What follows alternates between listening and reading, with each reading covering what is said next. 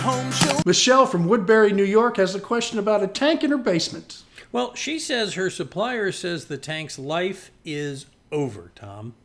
Okay. Michelle writes to us, the oil company that services my system, their tech came out and said they won't refill it anymore because the tank's condition. You can take a look at this one here, Tom. He says the rust on the sides and the bottom indicate the potential for leaks and that I should talk to the company about a new one. So her question is, Tom, how can she tell if the tank is indeed old and needs replacement?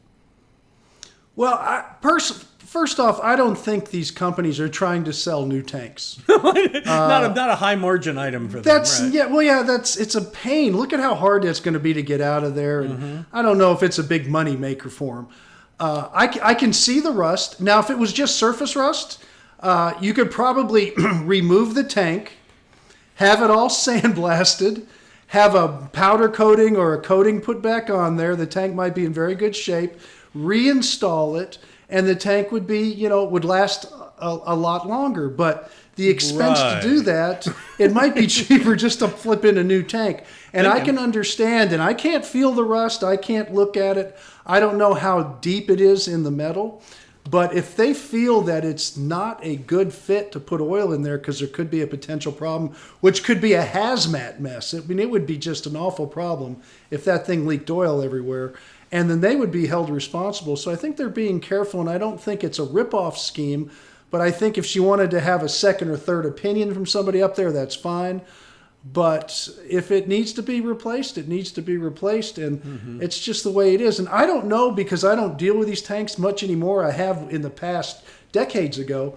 But they might have some new ones now that aren't even metal. They could be some of these new, like with our clear water, our septic tank systems now, we have these giant plastic type tanks that are going in the ground that don't have any more problems, like the old concrete ones did, and the steel would rust and everything. So there might be some new type of materials in the tanks. But as far as that goes, I think they'd rather just sell her a whole bunch of oil on a regular basis and have to go through replacing tanks unless they really felt it was an issue. My father works in Florida for years. He's retired now, but he had moved from New York down to Florida, and he worked for auto dealerships. And one of the problems they had at those dealerships was the tanks that they used for not just gas but oil and other things they had. When the EPA would come out and find out that it was leaking, they had to not only pull the tank out, Tom, but then they had to go and take all the dirt and have it sent somewhere to be cleaned. Yes. The truck, they'd clean the dirt by running it through this incinerator that would render it clean again and bring it back and put it in. This is what I suspect that oil company is trying to avoid.